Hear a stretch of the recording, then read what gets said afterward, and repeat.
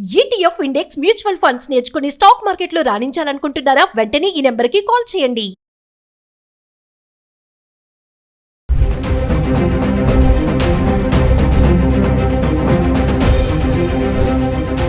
నమస్తే, welcome back to Suman TV. Present మనతో పాటు ఉన్నారు ఎనలిస్ట్ మందరి కృష్ణారెడ్డి గారు.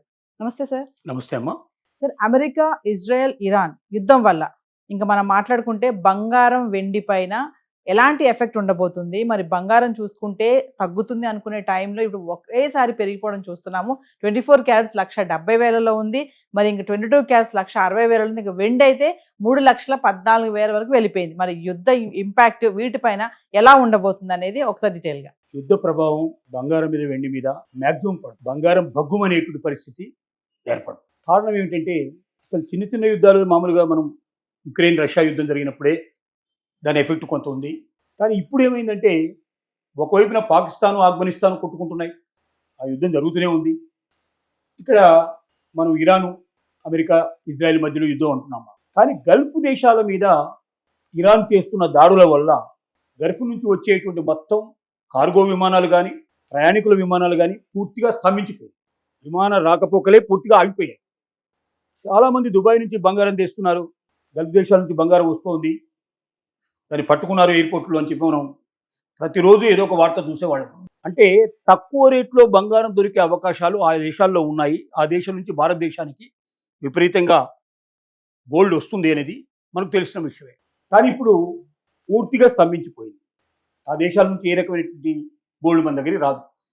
అంటే దాదాపుగా భారతదేశం లోపల ఉపయోగిస్తున్న గోల్డ్లో డైరెక్ట్గా అక్కడ కొని ట్యాక్సెస్ అన్ని పే చేసి తీసుకొచ్చేటువంటి గోల్డ్ ఒక 10% 25% అయితే 75% గోల్డ్ ట్యాక్సులు పే చేయకుండానే దొంగతనంగా అనేక రకాల మార్గాల్లో తీసుకొస్తున్నటువంటిది ఉంది.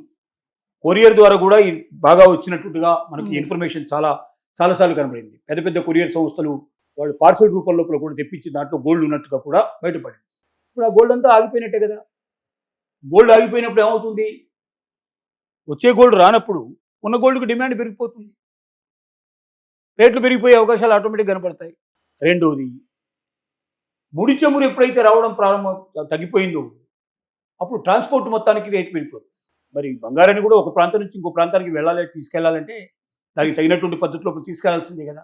ఖచ్చితంగా దానికి అయ్యే ఖర్చులు కూడా పెరిగిపోతాయి కదా. దానివల్ల కూడా రేట్లు పెరగడానికి అవకాశాలు ఉన్నాయి. ప్రపంచ పరిస్థితులు ఇలా ఉన్నప్పుడు స్టాక్ మార్కెట్లు కుప్పగూలిపోతున్నాయి. ప్రతిరోజు లక్షల కోట్లలోని తేడా.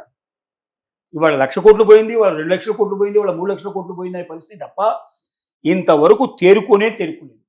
గత వారం 10 రోజుల నుంచి, అంటే యుద్ధం రాబోతుంది అన్నప్పటి నుంచి మొదలు పెడితే యుద్ధం ప్రారంభమైనాక కూడా 1000 పాయింట్ల వరకు, 1,300 పాయింట్ల వరకు, 700 పాయింట్ల దాకా బాంబే స్టాక్ ఎక్స్చేంజ్ కానీ, 200 పాయింట్ల నుంచి మొదలు పెడితే 500 పాయింట్ల దాకా ఇండియన్ మన దగ్గర ఉండేటువంటి BSE కానీ, వీటన్నిటిలో ఈ తేడాలు వస్తాయి. స్టాక్ ఎక్స్చేంజ్ కుప్పగొలుతుంది కాబట్టి స్టాక్ ఎక్స్చేంజ్లోకి వెళ్ళడానికి ఎవరు సిద్ధంగా లేడు, అక్కడ పెట్టుబడులు పెట్టదలుచుకోలేదు. ఇక రియల్ ఎస్టేట్ చూస్తే ఇంకా ఘోరాతి ఘోరంగా తయారైంది. IT దెబ్బతినిపోయింది. ఎవడి ఉద్యోగం ఎప్పుడు ఊడిపోతుందో తెలియని పరిస్థితిలో ఉన్న సిచ్యువేషన్స్. అలాంటప్పుడు EMIలు కట్టాలి, ఇంకోటి కట్టాలి. భవిష్యత్తు ముందు ఉద్యోగానికే భద్రత లేనప్పుడు, భవిష్యత్తులో ఉద్యోగం నుంచి వచ్చేటువంటి డబ్బుతో మనం కడతామన్న నమ్మకమే లేనప్పుడు కొత్తగా కొనడానికి ఎవరు సిద్ధంగా లేరు. ఇళ్ళు కానీ, స్థలాలు కానీ, పొలాలు కానీ కొనేవాళ్ళు లేరు. కాబట్టి దాని మీద పెట్టుబడులన్నీ ఆగిపోయినాయి. మరి అటు రియల్ ఎస్టేట్లో పెట్టుబడి పెట్టక, ఇటు స్టాక్ ఎక్స్చేంజ్లో పెట్టుబడి పెట్టక, బ్యాంకుల్లో దాచుకుందామంటే పెద్దగా ఇంట్రెస్ట్ వచ్చే అవకాశాలు లేవు. కాబట్టి అన్నిటికన్నా ఉత్తమమైన మార్గం ఏమిటంటే బంగారం. కాబట్టి కొనడానికి సిద్ధపడేవాళ్ళు కొంటూనే ఉన్నారు. సో ఈ యుద్ధం ఎంతకాలం నడుస్తుందో అంతకాలం రేట్లు పెరగడమే తప్ప తగ్గడం అనేటువంటి సమస్య ఉండదు. అంటే యుద్ధం జరిగినంత వరకు కూడా రేట్లు పెరుగుతాయని అంటున్నారు. అంటే ఒకవేళ యుద్ధం ఆగిపోతే పడిపోతుంది అంటారా? యుద్ధం ఆగిన తర్వాత పరిస్థితులు ఎలా ఉంటాయో ఇప్పుడే మనం చెప్పలేము. యుద్ధం ఆగిన తర్వాత కొంత ఫ్లక్చువేషన్స్ ఉండొచ్చు, కొంత తగ్గి మళ్ళీ పెరగడానికి అవకాశం ఉండదు.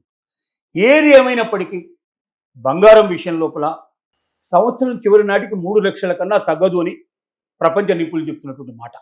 ఇక వెండి విషయానికి వద్దాము అంటే వెండి విషయం ఇంకా విపరీతంగా పెరిగిపోతుంది. అది 5 లక్షలు టచ్ చేసినా, 5 లక్షలు దాటిపోయినా కూడా ఆశ్చర్యపడాల్సిన అవసరం లేదనేది ప్రపంచ నిపుణులు చెప్తున్నారు. ఎందుకంటే మనం ఎప్పుడు చెప్పుకునే విషయంగా ఇండస్ట్రియల్ అవసరాల కోసం వెండిని ఉపయోగిస్తున్నారు కాబట్టి, ఆభరణాల రూపం నుంచి కన్నా ఇప్పుడు దాటిపోయింది కాబట్టి ఇండస్ట్రీలో ఉపయోగించడం అంటే ఒకసారి వెహికల్ ఇండస్ట్రీస్ లోపల జరుగుతోంది. కొన్ని లక్షల వెహికల్స్ ఒక రోజు తయారు కావాల్సి ఉంటుంది. ఒక రోజుకి లక్షల వెహికల్స్ కావాలి. ఈ లక్షల వెహికల్స్కి ఒక్కొక్క వెహికల్కి 75 గ్రాములు సుమారుగా వెండి ఉపయోగిస్తున్నారు అంటే ఎన్ని టన్నుల వెండి కావాల్సి ఉంటుందో మనం దాన్ని బట్టి అర్థం చేసుకోవాలి. రెండోది సోలార్ ప్యానెల్స్లో ఉపయోగిస్తున్నారని మనం తెలుసుకున్నాం.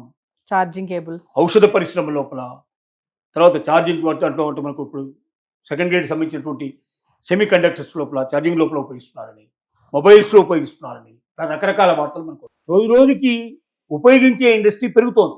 కానీ గనులోంచి తీయాలని ఇవాళ కొత్త గనిని కనిపెట్టి అందులోంచి వెండి బయటికి తీయాలంటే కనీసం 10 సంవత్సరాల పాటు టైం పడుతుంది. అంటే వెండి బయటికి వచ్చి ఆ వెండిని మనం అవసరమైనటువంటి పరికరం కింద ఉపయోగించే స్థితికి రావాలంటే 10 years టైం తీసుకు. మరి అంటే ఇవాళ ఒకవేళ గనులు కొత్తవి కనిపెట్టినా దాంట్లోంచి వచ్చే వెండి ఈ రోజుకి ఉపయోగించే అవకాశం ఉండదు. 10 ఏళ్ళు టైం పడుతుంది. దాంట్లో మొత్తం వెండి తీసి ప్రాసెసింగ్ తయారు చేసి దాన్ని ఈ పరికరం కింద తయారు చేయడానికి అంత టైం పడుతుంది. వీటన్నిటిని బట్టి మనకు అర్థమవుతుంది ఏమిటంటే వెండి రేటు పెరుగుతుంది. ఈ యుద్ధం జరిగినంత కాలం వెండి రేటు పెరుగుతుంది. తప్పనిసరిగా ఇంకా అంతకన్నా ఎక్కువ రేటు పెరిగే అవకాశం ఉంది. ఇప్పుడు హర్మోజు జలపాతం ఏదైతే ఉందో, జలసంధి మనం అంటున్నాం కదా, అక్కడ నుంచి చమురు నిల్వలు రావడమే కాదు, మిగిలినటువంటి ఐటమ్స్ అన్నీ కూడా అక్కడి నుంచి వస్తాయి. పెద్ద పెద్ద నౌకలన్నీ అక్కడి నుంచి వస్తాయి.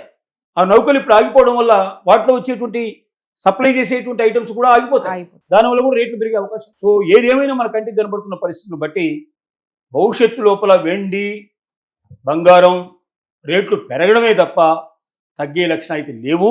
ముఖ్యంగా వెండి కొనుక్కోమని మనం సలహా ఇస్తున్నాం. సామాన్యులు కానీ మధ్యతరగతి వారు కానీ ఎక్కువ వెండి మీద ఎక్కువ కాన్సన్ట్రేట్ చేయండి.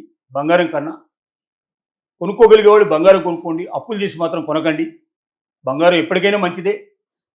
అది ఉంటే క్షణాల మీద మీరు కావాల్సినటువంటి డబ్బు మళ్ళీ తెచ్చుకోవడానికి అవకాశం ఉంటుంది. మీ అవసరాలు తీర్చుకునే అవకాశాలు ఉంటాయి. అది అన్ని రకాలుగా మిమ్మల్ని కాపాడుతుంది. కానీ అప్పులు చేసి తెస్తే ఏమవుతుందంటే ఆ వడ్డీ కట్టడానికే డబ్బులు సరిపోయిన పరిస్థితి ఏర్పడి చివరికి మళ్ళీ తెగనమ్ముకోవాల్సిన పరిస్థితులు ఏర్పడతాయి. అలాంటి స్థితి లేకుండా కంఫర్టబుల్గా మీరు ఉండి కొనుక్కోదలుచుకుంటే బంగారం మంచిదే. కానీ అది కొనలేని పరిస్థితిలో ఉండేటువంటి మధ్యతరగతి వారు, దిగువ మధ్యతరగతి వారు, సామాన్యులు వెండి మీద కాన్సన్ట్రేట్ చేయండి. బంగారం కన్నా ఎన్నో రెట్లు వెండి ఎక్కువగా పెరుగుతుంది. కాబట్టి లాభాల పరంపర మీకు వస్తుంది. కాబట్టి దాని మీద కాన్సన్ట్రేట్ చేయమని మనం కోరుకుంటున్నాం. Thank you.